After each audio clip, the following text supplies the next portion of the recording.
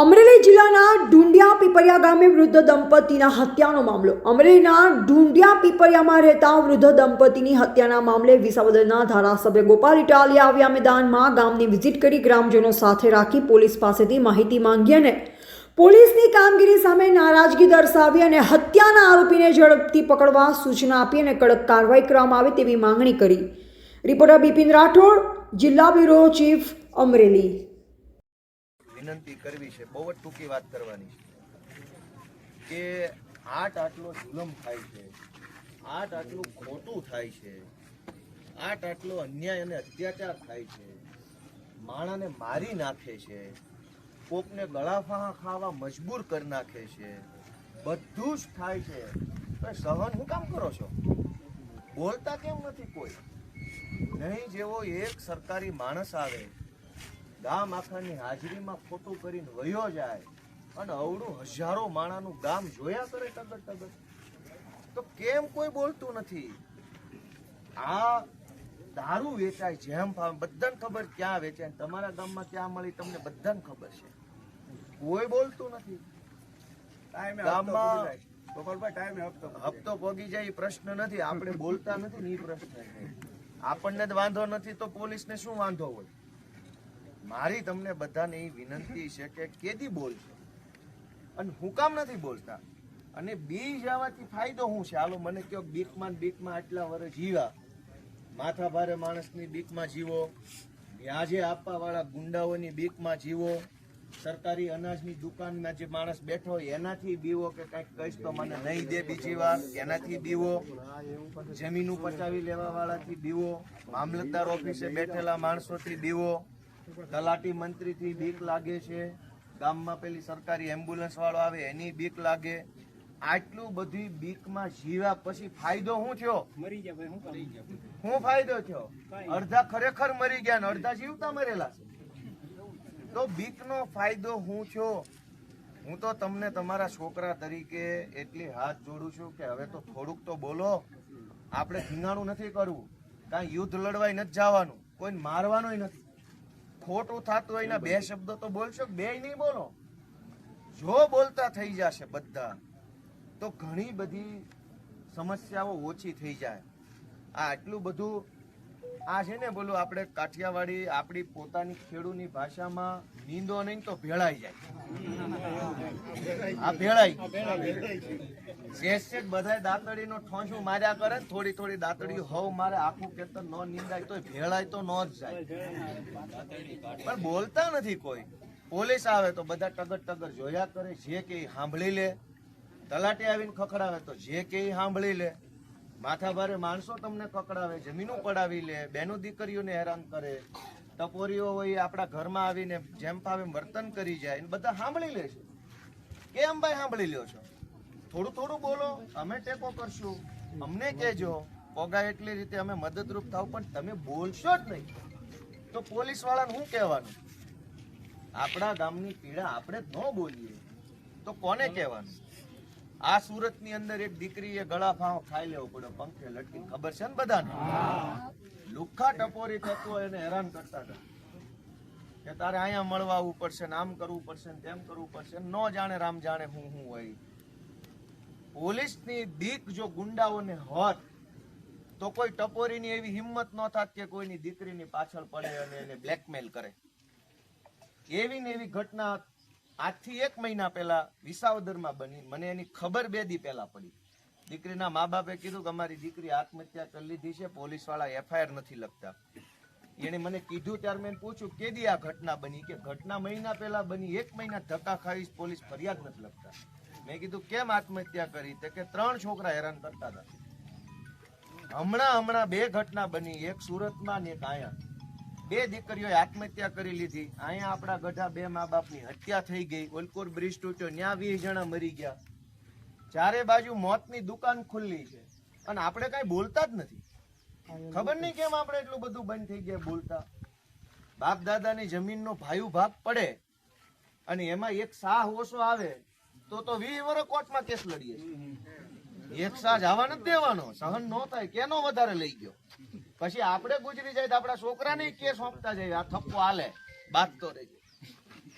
હગોભાઈ ને એક સાહ વધુ વહી જાય તો નથી સહન થતું, પણ આટલું બધું ખોટું થાય છે તો કરોડો લોકો સહન કરી જાય છે, કોઈ કાંઈ બોલતું નથી. બધાને જેમ હોય એમ હાલે છે. રોડ ખરાબ હોય તો હાલે છે, ગામમાં પાણી ભરાય તો હાલે છે, ગમે એવું 2 મોત માણા મરે તો હાલે છે, નકલી દૂધ વેચાય છે, ઝેરી દૂધ, નકલી નહીં ઝેર વાળું કે તો બધાય પીવે છે ને લેર કરે છે. કોઈને એમ નથી લાગતું કે આટલું બધું ખોટું થાય છે. ગોપાલભાઈના ભાગનું ગોપાલ બોલશે ને મારા ભાગનું હું બોલું. ગોપાલના ભાગમાં આટલું આવશે તો ગોપાલ આટલું બોલશે, તમે આટલું નહીં બોલો. આટલું કેમ નહીં બોલો અને કેમ નહીં બોલીને હું ફાયદો થયો? તો આજે આ દુઃખદ ઘટનાના સંદર્ભમાં મારી તમને વિનંતી છે કે આ કોઈ પહેલી ઘટના નથી અને આ છેલ્લી નથી. આની પહેલા એટલી બધી વખત આપણી ઉપર જુલમ થયા. આ પહેલા ગામમાં ચોર પકડાણા નથી, આ ખૂન કરીને વહી ગયા પકડાણા નથી. પ્રશ્ન એક નથી, તમામ ગુંડાઓ 2 નંબરિયાઓને પોલીસની કોઈ બીક રહી જ નથી. આખા ગુજરાતની આ હાલત છે. તમે જુઓ કે કેટલી જગ્યાએ આપણી હારે અન્યાય થાય. એક તો અનેક ઘટના એવી બને કે તમે તમારો ખેત પેદાશનો માલ વેચો અને માલ લઈને જ વહી જાય, પછી પૈસા આવે જ નહીં. આવું બને છે ઘણી વાર. પૈસા જ નથી અને પોલીસની બીક નથી. કોક ક્યારેક નકલી બિયારણ ધાબડીને વયું જાય, હવે થાય કરી લેજો, હવે શું કરી લેવું? પ્રાર્થના થાય, પ્રાર્થના કોઈ સાંભળે એમ નથી. ક્યાંક આપણી દીકરીઓ પાછળ લફંગાઓ ફરતા હોય, બસ સ્ટેન્ડોમાં, સ્કૂલોમાં, કોલેજો પાસે બસમાં અપડાઉન કરતા હોય, ત્યાં ઘટના બહાર આવે પછી સમાજની શરમે આપણે જાતું કરી દેવું પડે છે. પણ પોલીસ લફંગાને 2 શબ્દો નથી કહીએ. લફંગા પોલીસથી બીતા નથી. આ વાત સાચી છે. અનેક એવી ઘટનાઓના અમે સાક્ષી છીએ કે મા બાપ એમ કે જે થયું થયું, હવે અમારે કાંઈ કરવું નથી. બીક ગુંડાને લાગવી જોઈએ, એના બદલે દીકરીનો પરિવારને બીક લાગે છે. કઈ હદની સિસ્ટમ છે? ચોરો ચોરી કરીને વહી વેચીને વહી જાય છે, કોઈને પોલીસની બીક નથી. શું કામ? આપણે બોલતા જ નથી. આપણો આત્મા મરી ગયો છે, આપણો આત્મા જાગતો નથી. હવે આપણે ખાલી હરતું ફરતું હાડ પિંજર વધ્યા છે. આપણી અંદરનો માણા ક્યાં? કેમ કે એક મરેલો માણા પડ્યો ને પાટું મારો ને તો હલે નહીં. જીવતા માણસ પાટું મારો તો હામો થાય, વડકા કરે. જો આપણો આત્મા મરી ન ગયો હોય તો આપણને દુઃખ લાગવું જોઈએ, આઘાત લાગવો જોઈએ. દરેક ઘટનાની અંદર આપણને અંદરથી બળતરા થવી જોઈએ. આ તો ખોટું છે, પણ આપણો આત્મા મરી ગયો પછી આપણને શું ફરક પડે? રોડ તૂટી ગયો, નાળું તૂટી ગયું, ખૂન થઈ ગયું, દારૂ વેચાય છે, ડ્રગ્સ વેચાય છે, દીકરીઓની છેડતી થાય, જે થાય, આપણો જ આત્મા મરી ગયો પછી આપણને કઈ ફરક નહીં પડે. હું તમને નાનો છોકરો છું, તમારા બધા કરતા મારી ઉંમર બહુ નાની છે, અનુભવ નાનો છે, સમજણ મારી બહુ નાની છે, પણ હું તમને હાથ જોડું છું કે આત્મા જગાડો. આ બહુ ખોટું થઈ રહ્યું છે. ખાલી આ એક ઘટનાની વાત નથી, કેટલી ઘટના છે. તમે વિચારો, છાપું ખોલો, ચારો તરફ લોહી નીતરતું છાપું આવે છે આપણા હાથમાં. છાપામાં આમ પડતું ન હોય લોહી, પણ દરેક સમાચાર, અહીંયા બળાત્કાર થયો, અહીંયા ખૂન થઈ ગયો, અહીંયા ગળા ફાંસો ખાઈ લીધો, અહીંયા પાટા નીચે પડતું મૂક્યું, અહીંયા એક્સિડન્ટ કરીને મારી નાખ્યો. આખા છાપામાં આવા સમાચાર હોય છે કે ન હોતા? ક્યાંય સારા સમાચાર ભાળ્યા? કે કોઈ ખેડૂતના 10 લાખ રૂપિયાની થેલી ખોવાઈ ગઈ હતી અને પોલીસ વાળાને જડીત પાછી આપી ગયો? સારા સમાચાર ક્યાંય નથી. છાપું ખોલો એટલે લોહી નીતરે છે અંદરથી. ગળાફાહો, બળાત્કાર, પ્રેમી પંકીડા, વ્યાજના ચક્રમાં ફસાયો, જમીન પડાવી લીધી, મામલતદાર ઓફિસ બહાર ધરણા કર્યા, તલાટીનો ઘેરાવો કર્યો, ખાડો ભરાતા લોકોએ આક્રોશ વ્યક્ત કર્યો. જાણે કે આપણે અહીંયા ધરણા કરવા જન્મ્યા હોય, આપણે આખી જિંદગી ધરણામાં જાય. બહુ થાય પકડાય તો ઈ પકડાય, પછી તો કઈ પાછળ તો કઈ થતું જ નથી.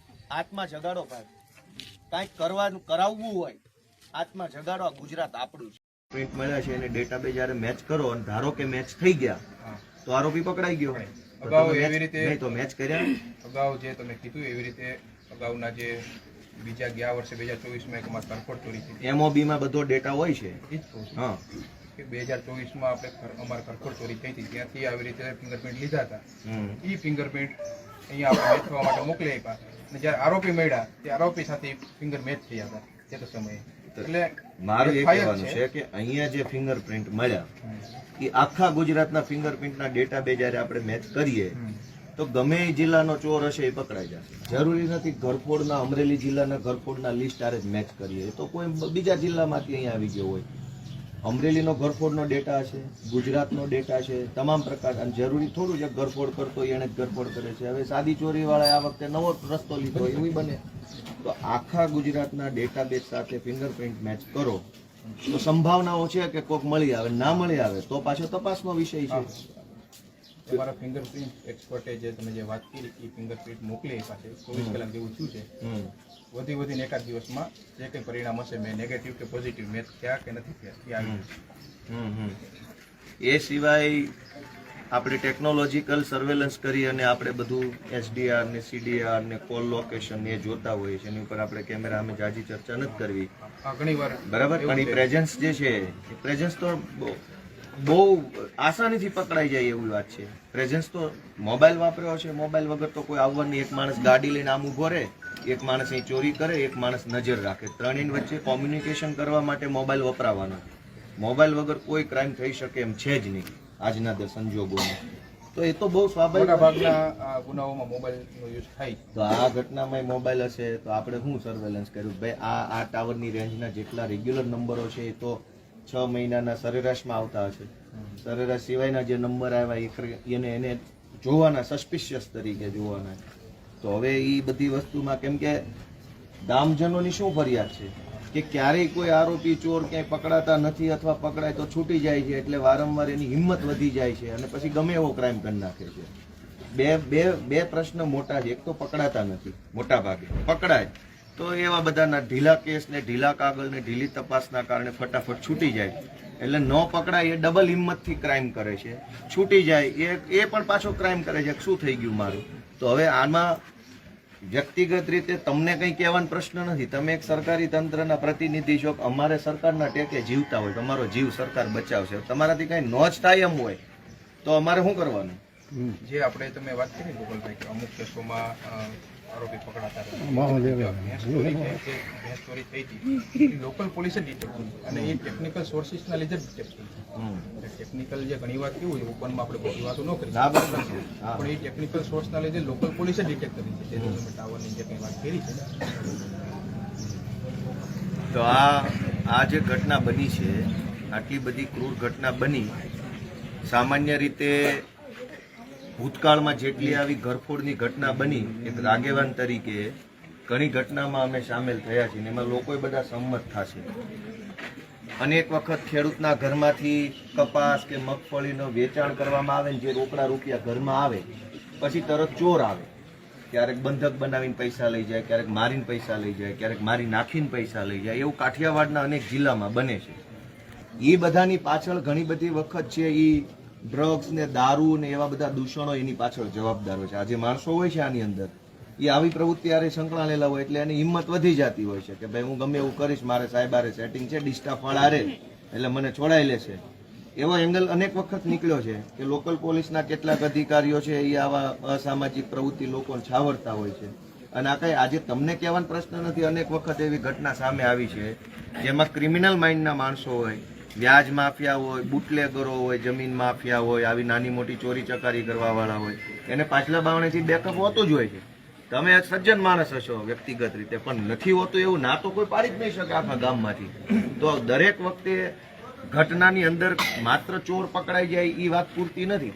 એંગલે જોવો પડશે ને કે આ ચોરની આવી હિંમત કેવી રીતે થઈ, રાજકીય રીતે કોણે સપોર્ટ આપ્યો, પોલીસ તંત્રમાં કોણે સપોર્ટ આપ્યો, જ્ઞાતિના લેવલ પર કોણ હતા આની પાછળ.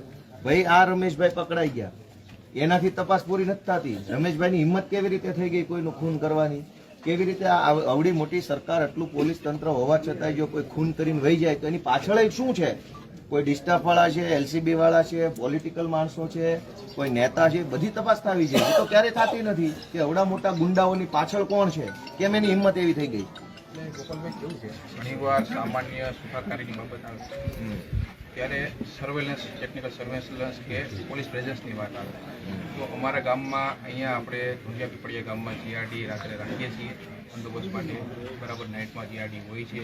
એના સિવાય પોલીસ પ્રેઝન્સ હોય છે. અમારી વિલેજ વિઝિટ હોય ત્યારે અમે સૂચના આપીએ છીએ કે જે પરપ્રાંતીય ઘણીવાર આવતા હોય છે, પરપ્રાંતીય મજૂર હોય છે, બરાબર, એ અહીંયા રહેતા હોય છે. ખેડૂતોને વારંવાર સૂચના આપી છે કે ભાઈ તમે એના આધાર કાર્ડ, એનો ડેટા તમારી પાસે રાખો અને પંચાયતને જમા કરાવો. પંચાયતને ઘણીવાર સરપંચને અમે કીધું છે. અને આ બાબતે સરપંચને લેખિતમાં એ કહ્યું છે કે તમે આ ડેટા મેક્સિમમ જેટલો થાય એટલો અહીંયા જમા કરાવો, કારણ કે ત્યારે આવો અઘટિત બનાવ બને તો એમાં અમને ઉપયોગી થાય.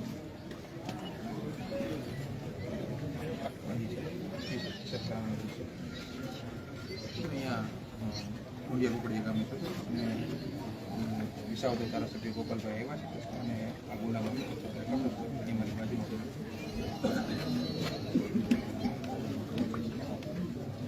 વિસાવદર ધારાસભ્ય ગોપાલભાઈ છે અહીંયા વિઝિટ માટે આવ્યા હતા અને ગુના અનુસંધાન સર અને તપાસ થઈ રહી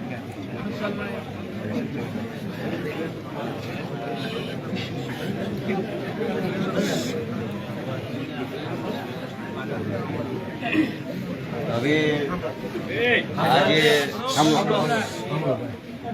આ જે ક્રાઇમની ઘટના બની એટલે હવે એના આરોપીની તપાસ બાબતે તમે જે કંઈ કામ કરો છો એમાં એક એંગલ છે કે ભાઈ પરપ્રાંતીય કોઈ વ્યક્તિ હોય એવું ગામ લોકોનું કહેવાનું છે. બહારના મજૂરો હોય છે બીજા રાજ્યના, બીજા રાજ્યના અહીંયા વધારે હોય છે, બીજા જિલ્લાના વધારે હોય છે, બીજા રાજ્ય. તો એ બધા લોકો જે છે એમાંથી મોટા ભાગના લોકોમાંથી દારૂ પીવાની ટેવ વાળા, રોજ રાતે પી જવા વાળા હશે કે નહીં હોય? તો દારૂ બેફામ મળતો હશે.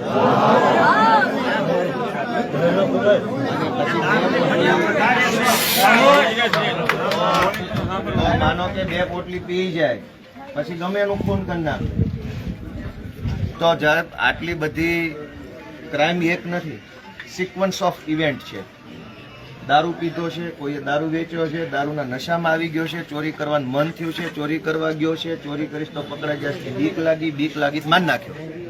સિક્વન્સ ઓફ ઇવેન્ટ છે, એક ઘટના નથી. દર વખતે આપણે પરપ્રાંતિ કરીને છટકી જવાનું, 2-3 ને પકડીને ફોટા પડાવીને તપાસ પૂરી કરી દેવાની, પછી નવી ઘટના થાય ત્યાં સુધી રાહ જોવાની. તો આનો કાયમી ઉકેલ શું? ગામડામાં મારે જીવવાનું કેમ? ગામડામાં રોજગારીની વ્યવસ્થા નહોતી, શહેરમાં કમાવા ગયા, મા બાપને આ રેઢા મૂક્યા તો આવીને મારી નાખ્યા કોકે. તો આમાં અમારે હવે શું કરવાનું? શું ગામજનોએ શું આશ્વાસન છે? શું આશ્વાસન છે આમાં? અમારે શું કરવાનું? હવે આખા કાઠિયાવાડમાં અનેક ગઢા મા બાપ ગામડામાં એકલું જીવન જીવે, ખેતીવાડી સંભાળે, સેવા પૂજા પાઠ કરે અને શાંતિથી જીવે, એને મારી નાખે. અને આવું છાસવારે બને. અહીં પેલા કયા ગામમાં બન્યું? ક્રાકચ પાસે બવાડા ગામમાં. આ અમરેલીની ઘટના છે જિલ્લાની. બે વર્ષ થઈ ગયા.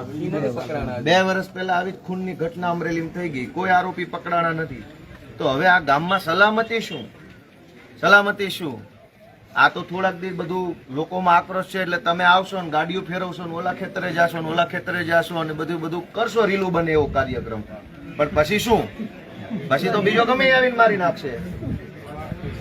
એ બનાવવાનું પોલીસ કામ નથી. અમે બનાવતા જ નથી. અને જે આ બનાવ જે ભેંસ ચોરી છે તો એ તો ભેંસ ચોરી ઘણા સમય પછી ડિટેક્ટ થઈ, એમાં ટેકનિકલ મહેનત કરતા. ભેંસ નહીં, મારી નાખ્યા એની વાત છે. ખૂન થઈ ગયા, ડબલ મર્ડર. વાત એ જ છે કે ભાઈ 2-4 દિવસની વાત નથી, 2-4 દિવસની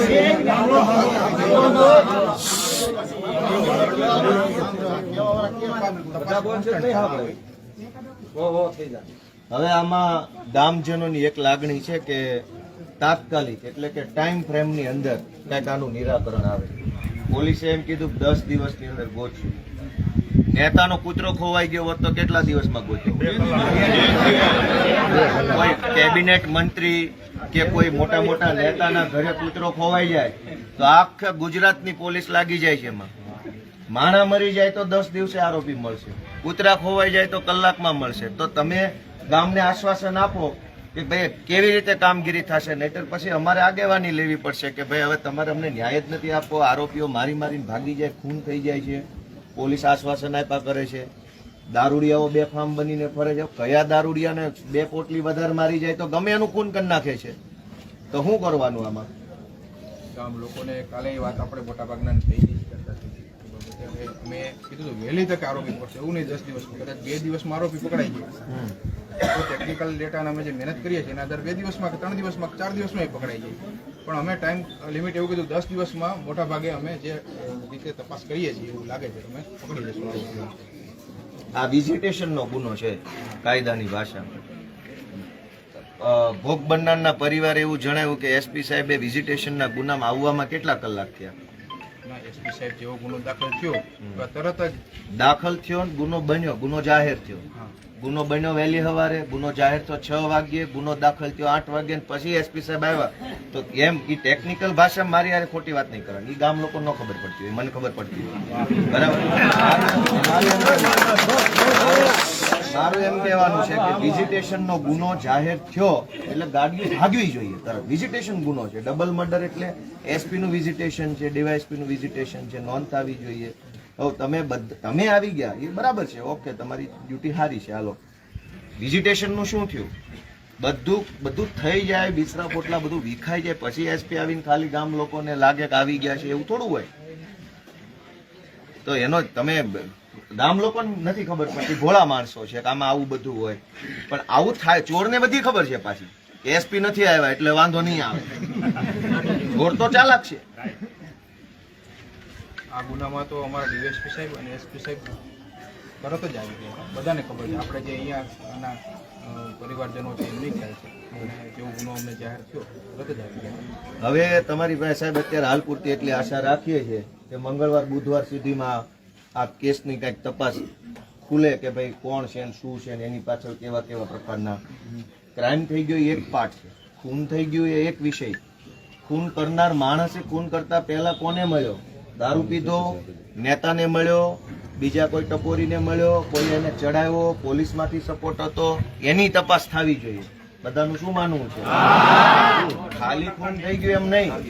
એને એટલી બધી હિંમત ક્યાંથી આવી? આપણી તો કોઈને ટાપલી મારવાની હિંમત નથી થતી. ખૂનની હિંમત આવી તો કોક તો છે એની પાછળ.